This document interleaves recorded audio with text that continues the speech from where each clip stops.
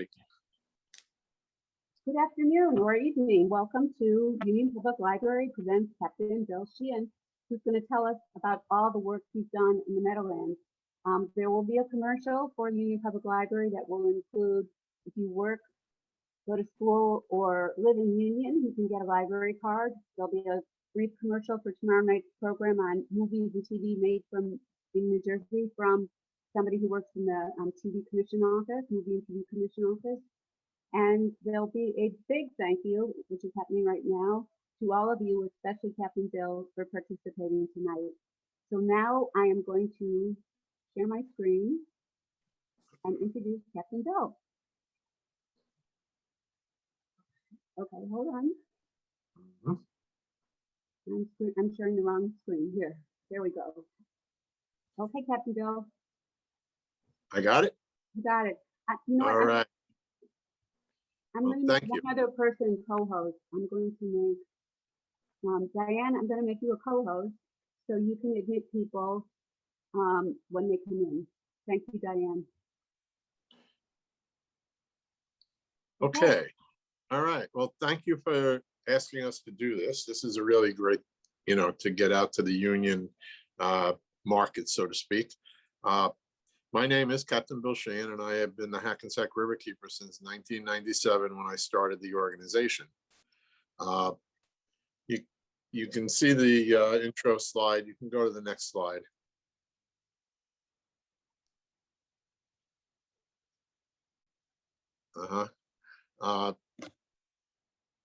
Our mission is to protect, preserve, and restore the Hackensack River watershed.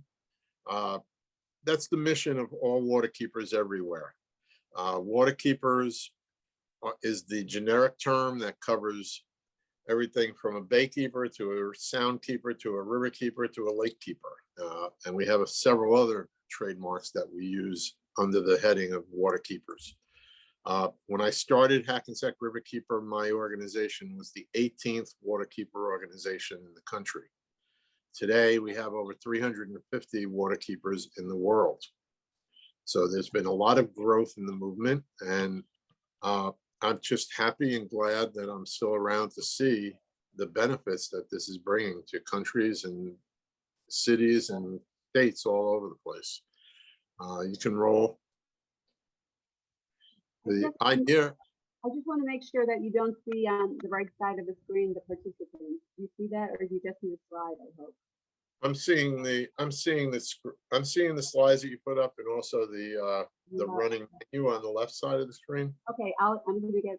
Okay, that's fine, but you don't see the participants. No, I don't see any of those folks. Great. Go ahead. I'm sorry. What is a riverkeeper? Right.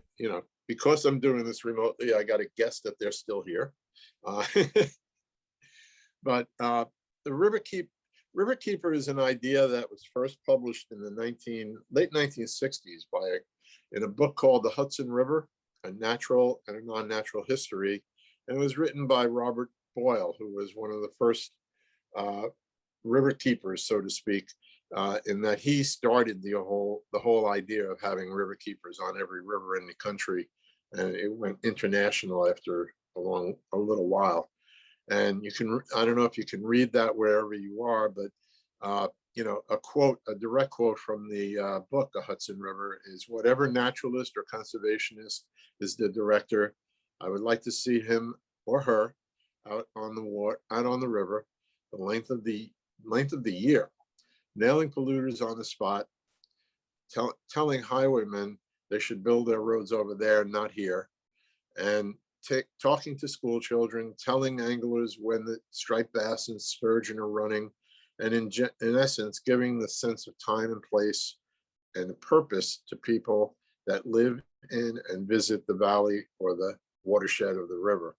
Bob Boyle passed a few years back, and he lived long enough to see his dream coming true with the Waterkeeper Alliance and how many waterkeepers there actually are now working daily to keep their water clean and healthy, and the habitat values high enough to support the life that the river supports. Go ahead, go to the next one. These are just some random shots. This past last summer during the boating season, we did what we called a kayakathon, and I led the parade down the river from Secaucus to a site in Kearney where New Jersey Transit at the time was planning to build a gas-fired power plant right next to the river, right on the riverbank. And eventually New Jersey Transit saw the light and they backed away from that plan. And they're now redoing their plan to include sustainable energy, to make it a sustainable project rather than a fossil fuel project. This picture in the upper right-hand corner is our headquarters, that blue and white building that you see on the right with the smoke rising. That was our headquarters. I bought that building. Riverkeeper bought that building in 2002, and we grew the organization in that building over the years, right up until last May 16th, when the store next door to us caught fire. And although our building didn't burn as bad as their building did, we did get enormous amount of water damage and smoke damage, and the entire building was ruined, and everything that was in it, 20 years of history, basically I watched it all go into the dumpster when we started cleaning the building out right after the fire. The good news is that we are in the final days, I think, or getting closer to the final days of making a deal to sell that building to a developer who's in turn is going to sell us another building on Main Street in Hackensack, which we'll be able to inhabit. Probably sometime by late summer this year, we expect to have a roof over our heads again, and I will no longer be the homeless riverkeeper that I am. You can roll to the next slide. The watershed, you can see the statistics. They're a little bit small on the screen. Hopefully whatever screen you're watching on is bigger, but 210 square miles of land make up the Hackensack River watershed.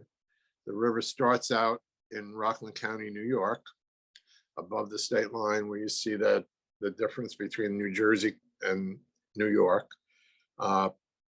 It's totally about 45 miles long, and it empties into Newark Bay between Kearney and Jersey City. That's where the river empties into Newark Bay, and I lost the slides. I'm not seeing them anymore.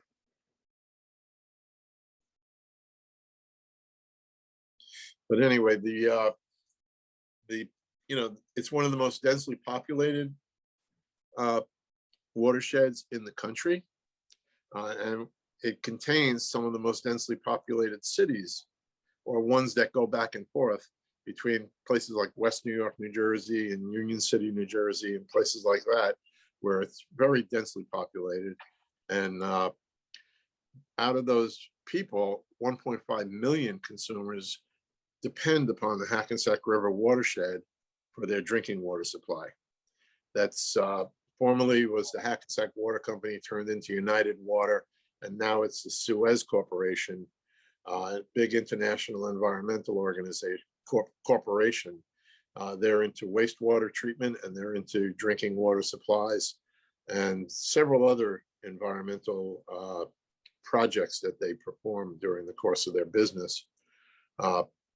But they're, like, that's a good picture of the river. It's almost a hand-drawn map of the watershed, and you can see where the reservoirs are in the upper part of the screen, and then down as you get to the bottom is the Meadowlands, which is a 32 square mile subset of the Hackensack River watershed, and has become for a long time, the Meadowlands was one of the most heavily sought after real estate in the country. We put an end to that. You can roll to the next slide. And in the beginning, one of the biggest problems that I had as the riverkeeper was convincing people that the Hackensack River was something that we would like to maintain and sustain and bring back to its rightful place. A lot of people thought that that would be an impossible task, because of the pressure from development, also the pressure from industry. A lot of things happened along the Hackensack River waterfront over the years. Many of the countries that were polluting, many of the companies rather, that were polluting the river, they've either moved offshore or they've gone out of business. Unfortunately, they've left a lot of contaminated sites behind, which we're still in the process of cleaning up. One of the biggest contaminated sites on the river was at the mouth of the river in Jersey City. It was a site that was formerly used as it was a wetland that was filled with chromium waste. And it was right on the banks of the river, and it was polluting the river, it was polluting the air, and it was polluting the community of Jersey City. We sued them in federal court. And it was Honeywell became the private owner of the property. We sued Honeywell. We won that case in federal court. We won the appeals. And now we've got the entire Honeywell property is known as the Bayfront Development. It's a redevelopment project in Jersey City, and it's all cleaned up. The court ordered them to remove all the chromium from the soil. They had to remove car after car, truck after truck of chromium soil left the property to go to a hazardous waste disposal site. And then they had to refill it with clean soil that meets the residential site standard, which is the highest standard that we have in New Jersey for soil and for land. That means that people can live there and not worry about getting sick just from living there. The next slide is about our mission. And talks about how the river is freshwater above the Oradell Dam. Well, that makes sense, right? I told you that 1.5 million people depend on the river for their drinking water, and up the upper half of the river, from Rockland County into northeast Bergen County, that's the freshwater part of the river. There's a dam in Oradell, New Jersey, and from the dam south, the river is brackish. There's salinity in the water. And it fluctuates with the incoming tide. It gets higher. With the outgoing tide, it gets lower. But there's always too much salt in the lower part of the river to consider using it for drinking water. But it makes great habitat, and it's the water that keeps the meadowlands growing and prospering. Yep. And that's just a shot of one of our pontoon boats. That's actually a boat that's no longer in service. In 2015, we bought 2 new pontoon boats for our cruise program, and these went into retirement. I think this boat particularly is doing some kind of service up on Lake Opakon now. It's still on the water, but it was getting older and older every day, and I didn't want to leave people at the dock when the boat failed to work. So we raised some money, and we were able to buy two pontoon boats to replace this one and its sister ship. The next slide shows young people doing science. We have education programs that Hackensack Riverkeeper does. These youngsters are participating in what we call the Urban Watershed Education Program. And every year, except last year, we do a series of programs in cities up and down the river, everywhere from Carteret, which is technically down in the Arthur Kill, all the way up into Ridgefield Park, which is in the lower part of the Hackensack River. And we take kids and we teach them how to monitor the water. We teach them how to fish, and we teach them everything they should know about growing up in an urban estuary. One of the biggest things that I had to overcome as the Hackensack Riverkeeper in the very beginning was convincing people that the river had life and it could be even better as we move forward. And the way to do that is through public education programs like this one, where we actually partner with the New Jersey DEP on the Urban Watershed Education Program. We also have another program. You can go to the next slide. We'll see some bright, shiny faces on the boats. You gotta love that. Getting kids out, many of them on their very first boat ride ever in their lives. These kids come from cities like Jersey City and Hackensack and places where, people aren't really into outdoor recreation, and this is the education that they get when they come out with us. We take them and we show them the Meadowlands, and we talk to them about how important wetlands are to the ecology of the river and how important the entire Meadowlands are to the ecology of Northeast New Jersey. Roll to the next one. And another program that we run every year, we even got several cleanups in last year in the middle of the pandemic, but we were able to do it socially distancing.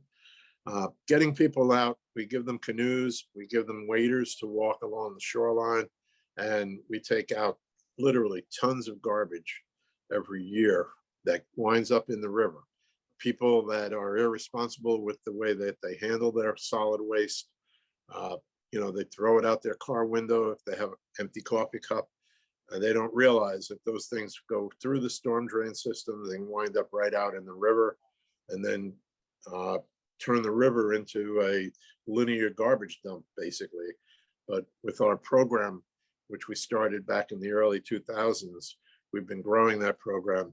Now, last year was a fluke because of COVID, but the year before we did 30 cleanups, taking people's trash out of the river and making sure that it goes to a landfill where it belongs. Amazing the amount of plastics that you get too. Next slide.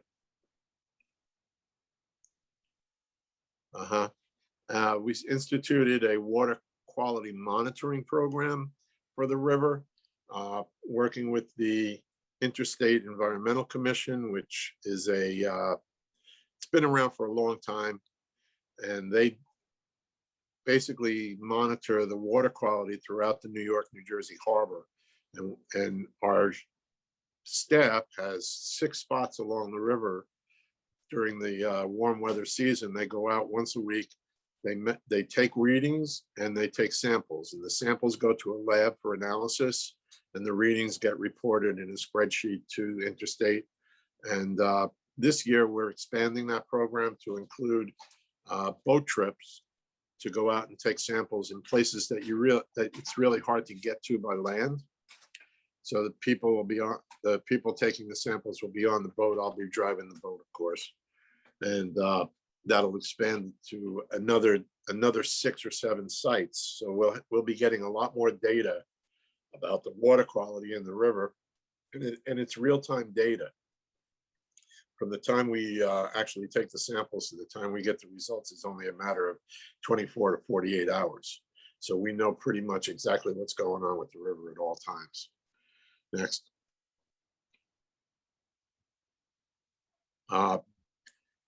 Another thing that I felt obligated to do early on when I started Hackensack Riverkeeper was to get people on the river, to get, not only in the pontoon boats, the pontoon trips that we do, but I also wanted people to be able to get in a kayak or a canoe and get out and explore either on their own or in a guided paddle type of a situation. And we started out small with just canoes, and we built it up, and now we've got 2 operations going. One is in Secaucus, New Jersey, and the other one is in Teaneck, New Jersey at the Overpeck Park. And literally thousands of people every year now get an opportunity to get out either in the Meadowlands or up in the Overpeck to do some paddling, to do some safe socially distancing recreation. Last year we were closed up until around June when Governor Murphy said it was okay to have some outdoor recreation. We opened up, and it was amazing the number of people that just came out looking to get out of the house, looking to get out and do something in the outdoors. And we had a banner year last year because of that. And people love it, you know, and the idea of being able to be in your own boat captain, getting into a kayak and going around and looking around at stuff and not having somebody tell you, oh, you got to stop here or you got to stop there. It's really a good program, and it's made a big difference in the way we reach out to the community. Next is this is one of my favorite programs that we do. I mentioned Suez earlier. Well, years ago, when we were at odds with Suez, literally over the way that they were abusing the land surrounding the water that we all drink. And we got a great settlement with at that time it was the United Water Company, but the settlement goes with the property. And now Suez is honoring that settlement. And every year we do what we call a reservoir challenge. And then we do paddling days on the other reservoirs. The reservoir challenge takes place on the Oradell Reservoir. In the morning, we usually have a 5K and a 10K race where people start off. We stagger the start, but people start off and we lay out a course on the lake, on the reservoir. And people go out there, they paddle their hearts out, they have a good time. And we also do a Mayor's Cup during that process. And the Mayor's Cup is where we invite the mayors who's in the towns surrounding our reservoirs to come and compete against each other. And it's always a lot of fun, and they're great guys to work with, great people to work with. And it just adds another, another bell to ring when it comes time for Reservoir Challenge. And 2 years ago, when we did Reservoir Challenge, we added a fishing derby also for people that wanted to, maybe they didn't want to paddle, maybe they just wanted to fish, so they could come and do that too. So we have a great time out there, and we do the paddling days at Lake Tapan and up at Lake DeForest up in Rockland County, and river cleanups on the reservoirs also with the canoes. So we're continuously working up there in that part of the watershed during the warm weather months for sure. Next is a slide that wound up in here, and I have nothing to say about the slide, so you can pass it. And here's one of the great recovery. The evidence of the recovery is right in front of your eyes right now. We have probably around 6 active eagles nests along the Hackensack River now. There's a couple up around the reservoirs where there's a lot of forested land that surrounds the water. But we also have them in towns like Pagoda, New Jersey, which is a heavily populated suburban, more urban than suburban town. We have them in Ridgefield Park, again, another very urban suburban town. We have them down in the Meadowlands. We have a couple of pairs down in the Meadowlands now. And so, the return of the bald eagle to the Hackensack River watershed is something that no one expected years ago. And now it's a rare trip that we do with the pontoon boats where somebody doesn't get to spot an eagle, either sitting in a tree or flying overhead, going out hunting, looking for some food. Right now, they're on the nest. And we hope to see a bunch of young eagles flying around later this summer. Next. This is, if you're looking at this shot, you can see it because there's probably about 25 or 30 egrets, great egrets and snowy egrets that roost around this pond, which is about 200 yards from the river. When the tide comes in, especially in the evening, these birds are wading birds. So they lose their foothold along the edges of the river. They come here and they roost. And this is every night as the sun starts to go down, the egrets start leaving the marsh. They come in off the river and they land in these trees and they hang out here at night. And then as soon as the light starts to come back in the morning, they fly off and they find their hunting spots again out in the Meadowlands. What else we got here? One more. This is a swallow sitting on top of a post. We have a lot of swallow boxes that have been placed around the Meadowlands, up and down the river, throughout the watershed, really. Swallows are insectivores.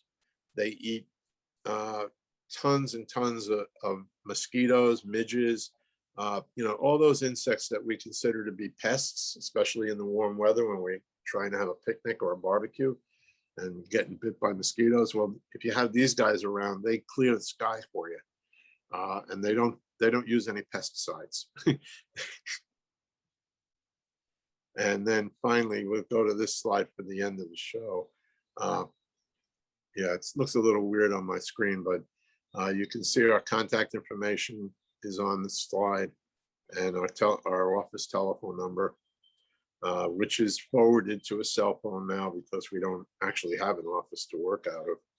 But that's our contact information. Take a picture of it, keep it.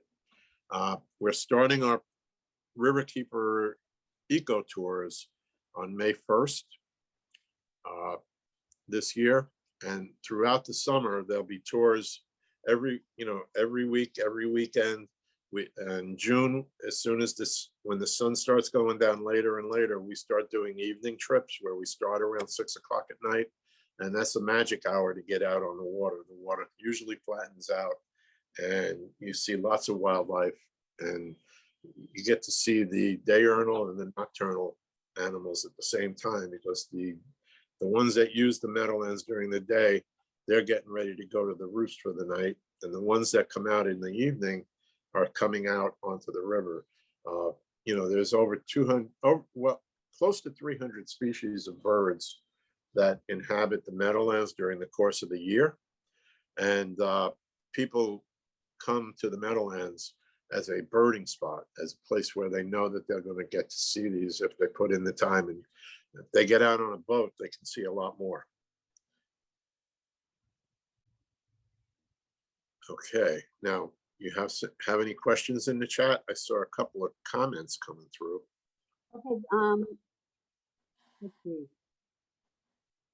I don't see a lot of questions in here, so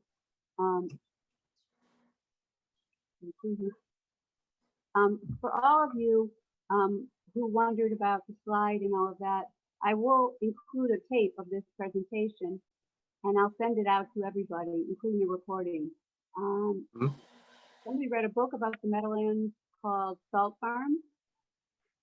Does anyone know about that? Which book was it? Salt Farm. I'm gonna let's see. We have one. Okay, we have some messages. Can you talk about funding? Talk about funding, money. Funding? Money. Money? Mhm. Well, Hackensack River is a 501c3 charitable organization. In other words, we live by donations. We built the organization up from one person, myself. Now I have 6 staff people that are full-time. And as we get ready to open up the paddling centers, we usually hire somewhere between 20 to 25 young people to staff those paddling centers during the course of the summer. You have young people working, they don't want to work every day. So you give them a day or two here, and you give the next guy a couple of days, and you always have enough people on hand to handle the boats and help people get in and out of the water. Paddling centers, once they open up in a couple of weeks, well, actually this coming weekend, we're going to be starting to open up, but we kind of like gauge that according to the weather. This time of year, the weather can be a little touchy. And then later on in the summer, it gets really hot. But we were able to get out there, and people just line up to rent our boats all the time. Of course, we depend on foundation grants. We depend on corporate support in the form of corporate sponsorships. We have at least 20, 25 corporations that we work with, including the Samsung Corporation, Suez, which I mentioned a couple of times, Public Service Electric and Gas. They were one of the first companies to come to me, or I went to them, and they said, okay, we'll help you out. And they've been helping us out ever since I started way back in the 90s. Matter of fact, they helped by allowing us to put some osprey nests up along the river. Osprey are another raptor. They're used to be called fish eagles years ago. Now they're called osprey. They live specifically on fish. And if there's no fish in the river, you're not going to see any osprey. But the Hackensack River has a lot of fish in it now. We have well over 70 species of marine life that we know for sure use the river because they've been documented. And when we take the fishing into consideration and the osprey into consideration, the very first stand that we put up, an artificial nesting platform, the very first the very first one that actually had osprey living on it and nesting on it was on public service property. And they adopted those birds and they treated them as though they were family. They made sure that nobody disturbed the birds during their mating season, during their nesting season. And now, because of that one nest that started way back in around 2004, I think, was when they finally moved into that nest. Now we have about 16 osprey nests spread out through the lower part of the Hackensack River. And it's rare that you don't see an osprey hunting over the river, diving into the river and grabbing a fish and flying away with the fish in its undercarriage, still flopping around, trying to get away. But once they have their claws into it, you know where that fish is going. It's going back to the nest so they can feed it to their young, or if they're young or fledged already, then they just eat it themselves. So we have a couple questions about the Hackensack Meadowlands District Master Plan, especially with its recent update. Uh-huh. Okay. You know anything about the master plan? Well, yeah, I'm part of it. You know, let me step back here. This is going to be a long answer, I think. In the 90s, one of the reasons why I started Hackensack Riverkeeper was because the Meadowlands Commission was more of a development commission than an environmental organization. And we needed to watch out for the environment. And so in the earliest days of Riverkeeper, I was continuously at odds with the old Hackensack Meadowlands Development Commission. But we worked and we worked and we fought and we fought. And after several years of back and forth, we got the state to change the name of the Meadowlands Commission from the Development Commission to the New Jersey Meadowlands Commission. And that sent a message that was almost a symbolic message that we were not going to be, while we're still interested in development and the economy, we're not going to do it at the cost of destroying the natural resources.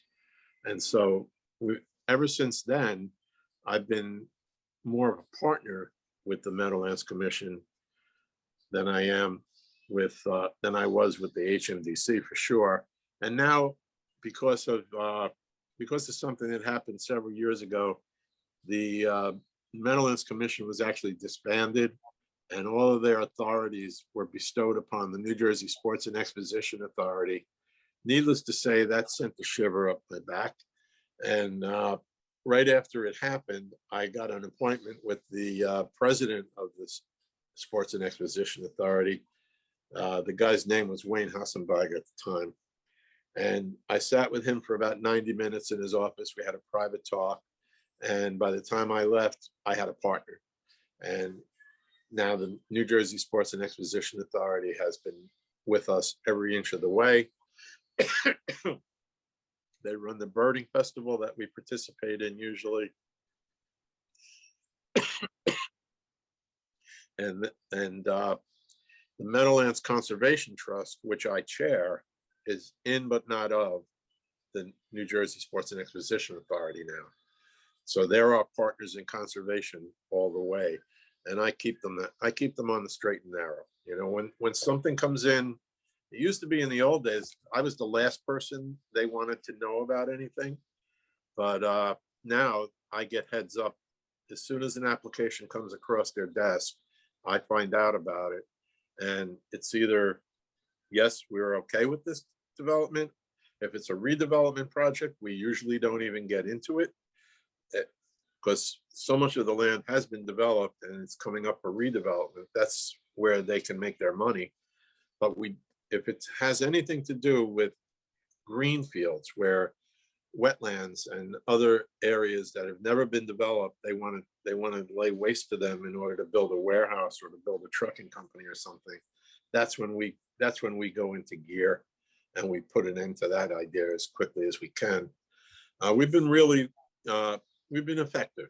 You know, I was going to say we've been lucky, but we make our own luck a lot of times, you know, and that's the most important thing. When a company comes in from out of state or from out of the country even, and they want to build something, they have no idea about the ecological consequences of what may happen if they do what they want to do. And we educate them as to how to do it right, so it doesn't really affect the ecology of the Meadowlands, then the quality of the water. So I have a quick question that's related to it, and then I want to switch gears a little bit. Were townhouses built on the Suez property near the reservoir? Uh-huh. Well, that's another long story. I'm sorry, but when United Water was the water company, they owned several thousand acres of land that surrounded the river and the reservoirs. And there's a law in New Jersey. It's called the Watershed Moratorium Act, and they were subject to that law, which meant that if somebody wanted to use their property, they had to get an approval from the Watershed Review Board down in Trenton. And almost serendipitously, I found out that they were playing very fast and loose with the land, and that they had not been applying for the approvals from the Watershed Review Board.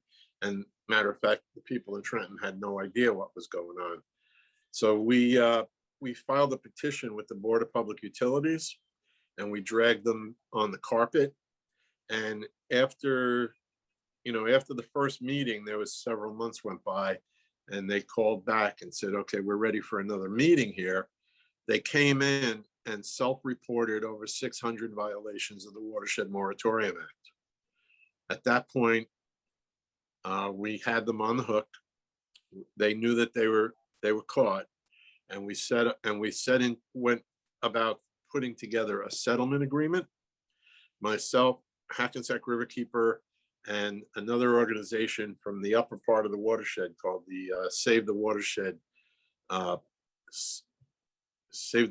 Association. SWAN is their nickname.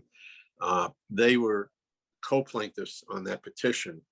And so every couple of months now, we have a meeting with staff from Suez, where they have to reveal to us any projects that might be going on their property or around their property.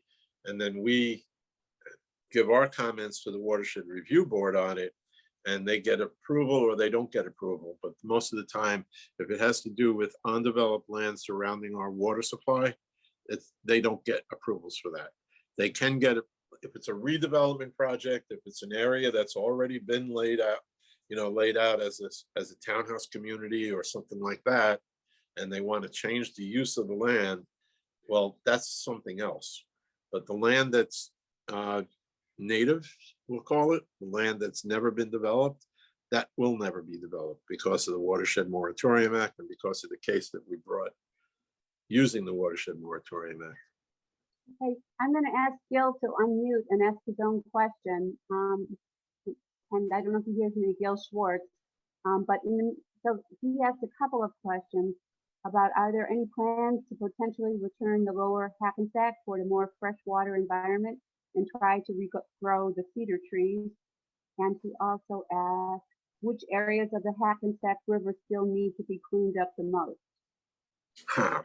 Well, the whole river from the Oradell Dam down to the bay. In 2015, I petitioned EPA, the US EPA, to study the river to determine whether it should become a Superfund site because of the sediments at the bottom. The water quality has improved over the years. The water quality is better than it's been in my lifetime, but it's the mud at the bottom of the river, the sediments on the bottom of the river that contain the sins of our fathers and our grandfathers. People threw stuff into the river and discharged stuff into the river thinking that the river would take it away. Unfortunately, a lot of those contaminants settled into the sediments, and they're still there, and they make their way up through the food chain. And if people caught the fish and ate them, then they would be taking those contaminants into their bodies. So that's why we have a do not eat advisory for fish on the lower part of the river.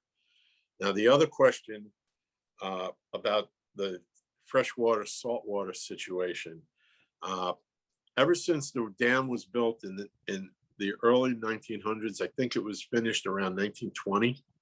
The Oradell Dam, that cut the river in half, and that kept the fresh water above the dam and allowed for the tide to move the salt wedge further and further in. Prior to that dam being built, yes, the Meadowlands had cedar forests. It was primarily a freshwater ecosystem all the way down to Kearney, all the way down to almost the mouth of the river. But because of that dam and because of the 1.5 million people that depend on their drinking water from the reservoirs up there, there's no way that we would ever get away with ripping the dam down to restore the ecology of the river. And there's no telling whether or not the ecology could even be restored, because now for 100 years, the salt has been coming in every day, twice a day with the tide. The difference between low tide and high tide in the lower river is about 5 to 6 feet, depending on where the moon is in its cycle.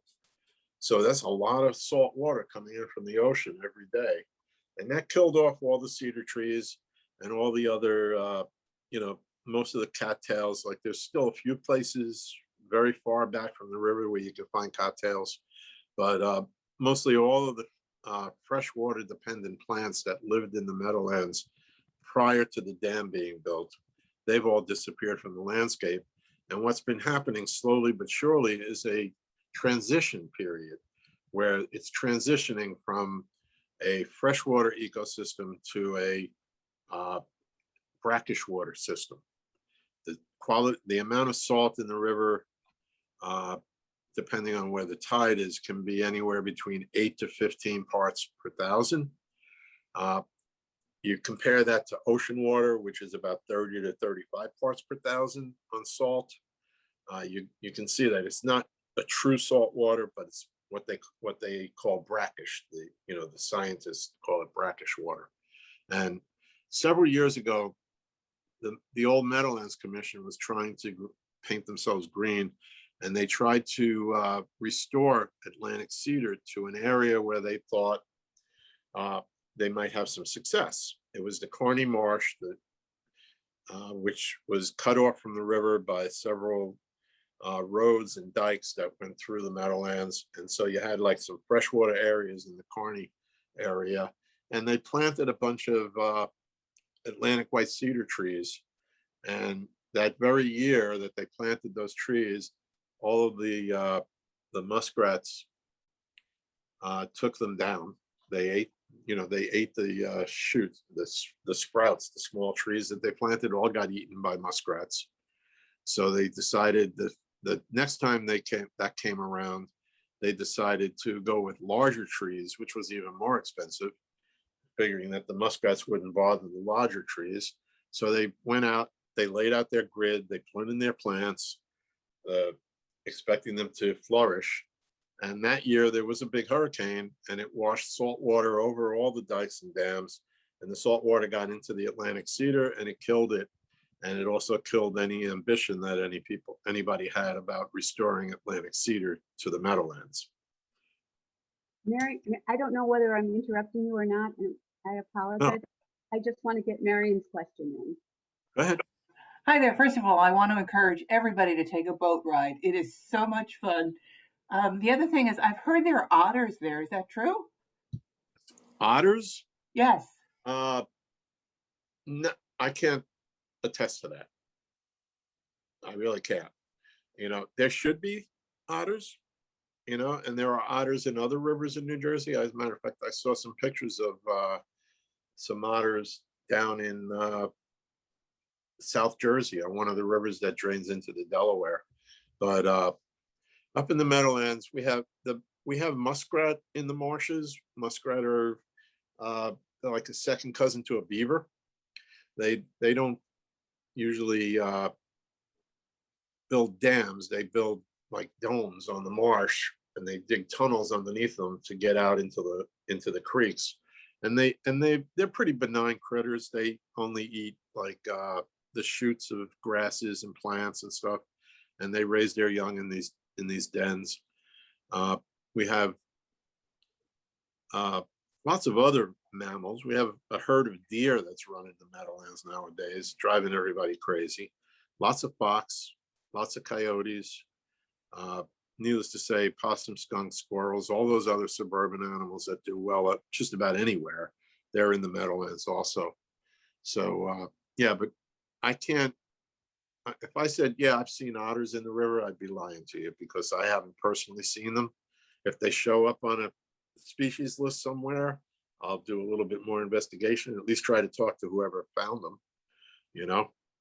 But yeah, Somebody, that's, I'm sorry, it's okay. Go ahead.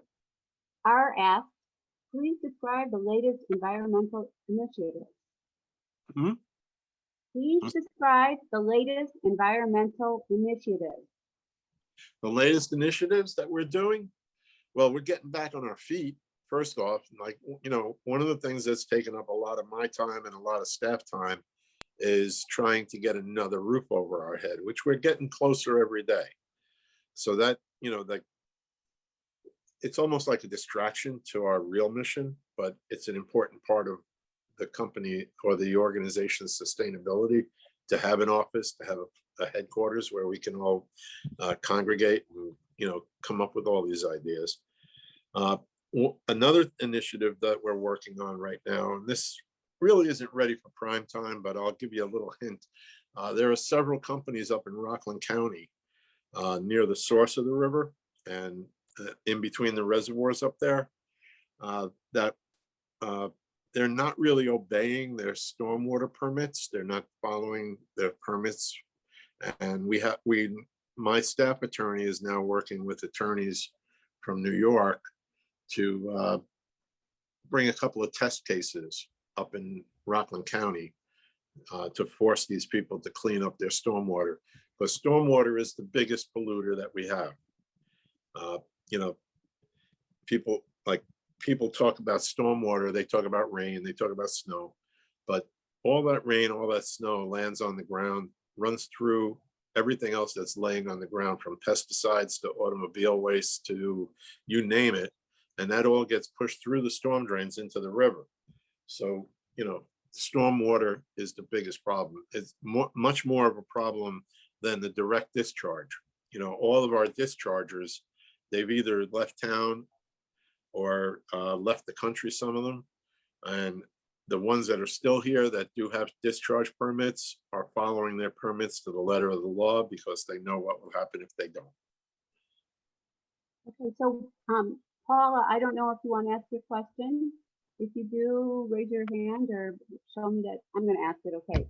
To and from to the Tappan Zee Bridge, a sign marks the river. Seems like a stream, but do you know where it leads? I'm sorry? Okay, Paula, do you want to ask your question? And we also have a possibility. Hi there. Yes, it's Paula. And yes, Yeah. I know where it leads. It leads into that wonderful body of water that is the Hackensack Basin. Mm-hmm. Yeah, the river starts like just outside of New City, New York. That's where the actual source of the water is, or source of the river. And it rises from a couple of springs that are in like freshwater bog areas up in Rockland County. And they float and they start to come together into a little stream, which fills up a private lake called Lake Lucille, which is north of the Lake DeForest Reservoir. Lake Lucille has a dam, a small dam, and it's got a community around it. It's like a lake community. But from there down, the next stop the river makes is Lake DeForest, and then it goes back to being a river again. And each time it passes through a reservoir, it's a little bit wider, a little bit deeper, a little bit wider, a little bit deeper, until it gets down into the Meadowlands, where the watershed here, you know, if you're familiar with the geography up here, Route 17 in Bergen County, where Route 17 comes south towards Newark, and Route 1 and 9 in Hudson County, where 1 and 9 comes south towards Bayonne. Those areas, everything between those two roads that we are so familiar with nowadays, was formerly wetlands and formerly part of the Hackensack River. And imagine how much development took place along those major corridors and further in. And that's what we went to work on back in the 90s when we started, really putting the screws in to stop development in wetlands. And we basically have done that, Now instead of talking about building another mall or building another set of warehouses, people are learning that that's not going to happen, not in the wetlands. As a matter of fact, the trust, which I chair, was started to protect those wetlands in perpetuity. And we've got a couple of thousand acres already that belong to the trust that can only be used for conservation purposes in perpetuity. And we've got another big chunk of the Meadowlands, like kind of waiting in the wings. The lawyering is going on around that one. And hopefully the trust will be making an announcement very shortly that we're taking over another large tract of wetlands in the meadows. So we're doing everything we can every day to make sure that the Meadowlands is here for our grandchildren and our great-grandchildren to enjoy, and to, as it gets cleaner and better, people are fishing, people are kayaking, people are taking boat tours. I was down in the park the other day, getting our boats ready to go in the water, and there was at least about a dozen boats that were already in the river, like the trailers were parked in the lot, and they were out fishing for the day. We always tell people it's a catch and release fishery, and we hope, and they're on their honor to release the fish, but if they don't, we can't lock them up for that either. People are hungry. So I'm going to ask Evelyn's question, and then I'm going to open it up to everybody. I'll say that you can unmute yourself and you can all ask questions. But in the meantime, there are 3 ways to find out about programs at Union Public Library. Write to me and tell me you want to be on our newsletter. Go on our website, which is really great. And also there's a place there to sign up for the newsletter, or like us on Facebook. And tomorrow night, we have movies and TV made in New Jersey with the New Jersey Film Commission. Cool. Yeah, come on, Bill, you can come too. But mostly I want to say thank you to Bill and to everybody else for being here. And I'll say that again, but in the meantime, would the Meadowlands or any part of it ever be up for consideration as a state park?